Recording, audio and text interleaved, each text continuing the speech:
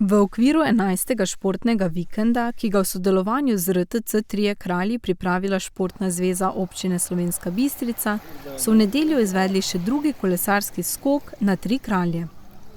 Več o dogodku nam je povedal Aleš Juhart, organizator prireditve. Seveda smo kar po lanskem kolesarskem skoku pričeli z aktivnostmi že za naslednjega, se pravi tega, ki se odvija v letošnjem letu. Predvsem bom rekel, da smo veliko moči uperili na to, da smo uspeli pridobiti tudi na nek način fundacijo Tadeja Pogačarja. Letos imamo torej zraven še otroško dirko v dolžini 300 metrov revijalno, da otrokom predstavimo kolesarjenje, da jim predstavimo dogodke, predvsem da jih na nek način spodbudimo k športanju.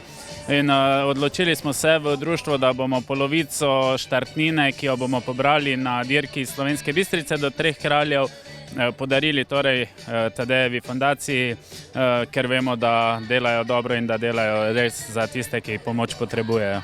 Kakšne pa imate mogoče že plane za drugo leto? Ja, na vsak način. Jaz mislim, da bo tale prireditev ostala kar tradicionalna.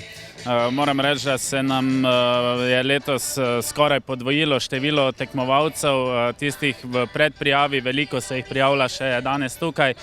Tako da jaz upam, da pridemo nekje do številke med 150 in 200 kolesarji, kar pa je, bom rekel, za tako prireditev že zelo lepa številka.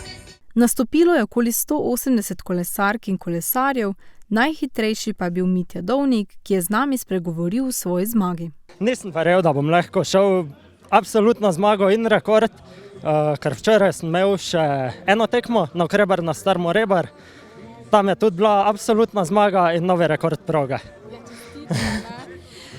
Kako si se pa letos pripravljal? Si lani tudi bil mogoče že na tem vzponu na Tri kralje?